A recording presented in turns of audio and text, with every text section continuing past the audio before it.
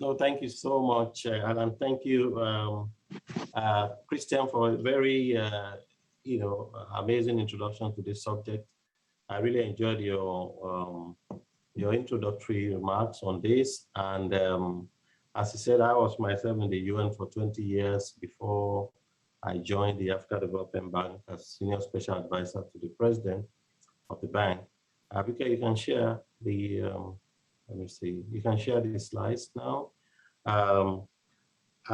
Christian's remarks are extremely important to what I'm going to say. He made a point about engaging private sector early. He made a point about de-risking the environment, about certification. That actually will follow up on my discussion. Let me, Abigail, please go ahead. I think she has the question, right? Go to the next slide. I'm going to be very quick. Next slide, please. This is the 5 key priorities of the Africa Development Bank. The first one is on power and energy. The second one is on Feed Africa, which is really about agriculture and agro-allied processing. The third, of course, is to industrialize Africa. The third is about integrating Africa, which is basically, what following now with the African Continental Free Trade Area. How do we integrate better all the countries? How do we take away the barriers in both physical and non-physical barriers and all that? And of course, the fifth one, the end point of all of this, how do we improve the quality of life for all of African people? Of course, COVID took a huge toll on Africa, hitting tourism-dependent, oil-dependent countries, resource-intensive countries where the hardest hit. We, therefore, are trying to embark on very transformative projects that cut across all the 5 areas to achieve the SDGs and also for COVID recovery. We all know all of 4 countries, I'm sure Denmark was not exempted also, had a huge contraction. Africa, for example, we have 2.1% contraction. And for us to recover and move faster forward, we have to overcome this deficit that we have. And this is where we believe the private sector can play a very huge role. Next slide, please. In this recovery process and in the whole post-crisis agenda. Next slide.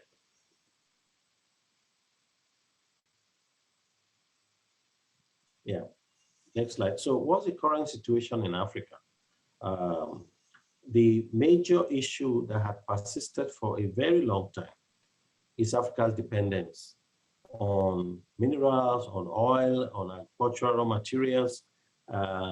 One of the issues that we have seen for 50, 60 years is that when a country is too much dependent on not adding value, you also lose a lot. You lose in terms of acquisition of technology.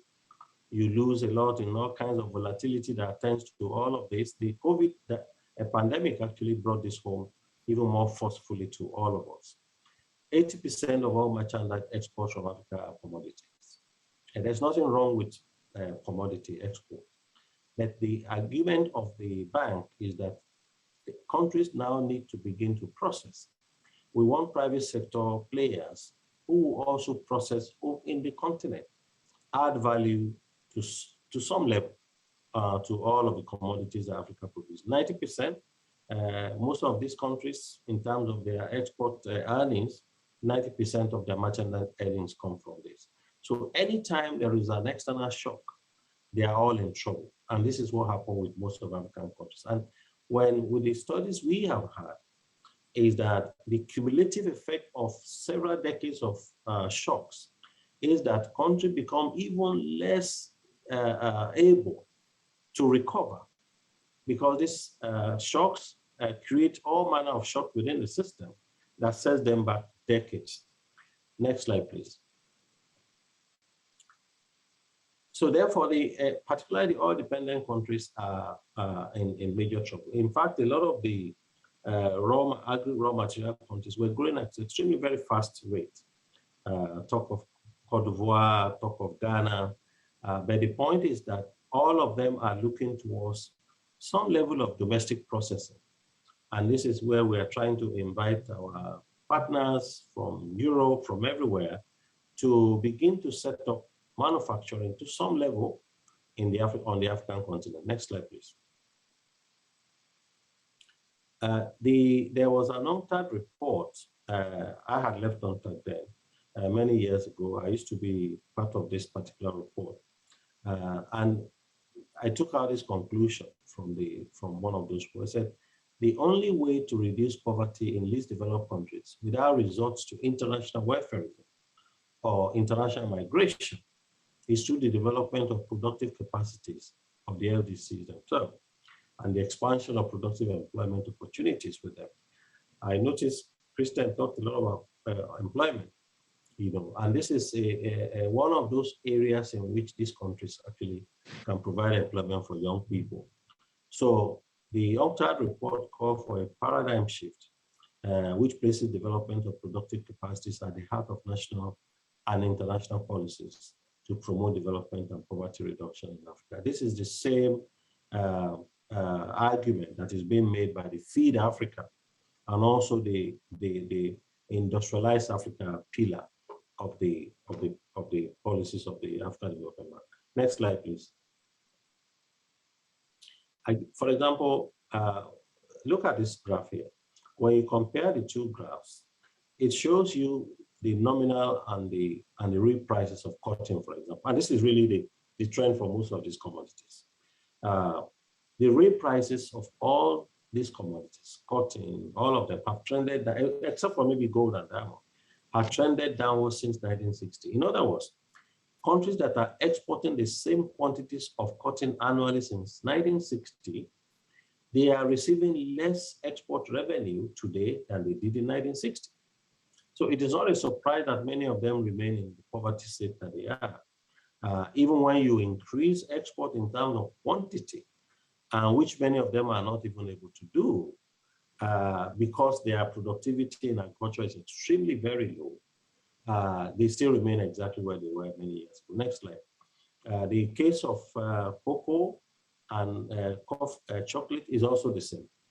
The projection that we have for chocolate for 2019 was 106 billion. All that Africa gets from this is 6 billion, even though the continent produces 70% of, or almost close to 70% actually, yeah, of all this, of all the cocoa beans. So the continent earns 3 to 6% of the chocolate industry's retail market, even though it is producing the main producer of cocoa beans. So this is the point that is being made by all the analysis we are making at the back. So what do we do? Next slide, please. What should Africa do? What should the private sector do? What role can the private sector play? We need to target key agendas: poverty, hunger, health, decent employment, which was mentioned by a previous speaker, industry, innovation, and infrastructure, and of course, the commitments to cities. Because one of the big issues is this huge migration from rural to urban areas in Africa, simply because there are no jobs in the agrarian communities where these people live. There are no facilities, there are no hospitals. So the cities of Africa are filled with people without skills. They migrate to the cities and end up in slums. And then you add to the pressure of the infrastructure that is already there. So the story, the trend over the last 30, 40 years is something that we would like to reverse by making the peri-urban areas a livable environment, a productive environment for people to walk in and stay there. Next slide, please. Now, I'll show just 2 slides on the post-COVID recovery. Now, one of the arguments, one of the issues that speak to the point about domestic capacity is the issue of vaccines. We are all witnesses to what is going on. If you look at the regional uptake estimate of 70% by 2022, Africa is expected to receive 20% of vaccines, maybe end of 2021, but even now we're shifting that goal. They might not even get there. There's a lag of between 6 to 9 months. The recent revision is actually a lag of almost 1 year when we compare with the vaccinations in the US, EU, China, India, and all the other regions. In other words, this particular pandemic and the resolution of the problem is something that is still a bit difficult for Africa. We've got just 1.3%, 1 to 3%. All of Africa has maybe 50, 55 million out of the, 1.3 million people on the continent. Next slide, please. So so the reason I'm bringing up the vaccine is that we need to target the 3 SDGs: income, hunger, and disease. And if we don't tackle disease and the pandemic, for example, recovery is going to be almost impossible. We found through this COVID that disease is as bad as any other security threats to Africa. The lack of pandemic preparedness for the future, even though Africa went through Ebola and all of the other problematic diseases, it still left them in a very poor state to respond to pandemics. So sourcing drugs and medicine and PPE from elsewhere is becoming less an option. Because what we found during the pandemic is that even when countries have money, they were right at the very end of the global value chain. They couldn't buy. They have money, but they cannot buy because other countries prioritize their citizens. Many countries have 4 or 5 times the vaccine that they require. So this is the point. Africa needs to begin to rethink its strategy. And this is where we're inviting private sector, particularly technology transfer, domestication of facilities within Africa. We've had some very encouraging signs. Aspen, for example, Johnson & Johnson is now been locating in South Africa, where the bank is also facilitating this process for those companies who want to locate within the continent. Because beyond COVID, all the other troubles are still there, malaria, and all of them. There are issues that we haven't still solved. So the market is huge. In fact, the market for vaccine and medicine is Africa is one of the fastest. So we're inviting private sector entities to actually come to locate facilities within these countries. The bank is working with WHO, with AU, to actually dedicate 5 hubs in Africa: South Africa, Southern, Eastern, Western, Central, and West Africa, where we're going to be having some sort of hubs where companies can actually locate their facilities. Now, one of those initiatives, what we call the Africa Pharmaceutical Foundation, Technology Transfer Foundation. More of these details we will give as the process unfolds. Next slide, please. I have, I think, two or three more slides. Next slide. Now the food aspect. So we deal with disease, but we also have to deal with the hunger and production process. In order for us to address jobs, growth, hunger, infrastructure, the bank is actually working on what we call the special agro-industrial processing zones. Many people may not realize, I'm sure Christian is very much aware of this, the global food industry is huge, $8 trillion output. What we estimate for Africa for 2030 is over $1 trillion. It's employing 40 million employees globally. The global agro-food is largest subsector of industries. It's bigger than automobile, it's bigger than IT, it's bigger than iron and steel, as you see on this slide. And the bank is actually pushing. We are now in 17 countries. We have a footprint in 17 countries where we are helping these countries to actually establish the special agro zones. And for the private sector entities who would like to know more, we can provide you more details in terms of de-risking your business, in terms of entry, in terms of what it is that you need to do. It's almost like the special economic zones, but basically dedicated to agro processing. Next slide. So this is a bit of a detail won't go into it, of how it looks like. When you look on the left side of it, you have agro-processing hubs, and then you have what we call the agri-transformation centers, which are being located within maybe 50, 60, 70 kilometers within the farming communities, to help farmers, to ensure that we reduce post-harvest losses, to ensure that we give them logistic support, to give them knowledge, training, improve seeds and technologies on that left side, so that farmers also able to have access to health, to schools, and so forth. The bank is actually budgeting $25 billion over the next 10 years on all of this. As I said, we are in about 17 countries now, and the process is already ongoing. So, and inside of this circle is the agro-processing hubs, where you could have up to 50, 70 companies.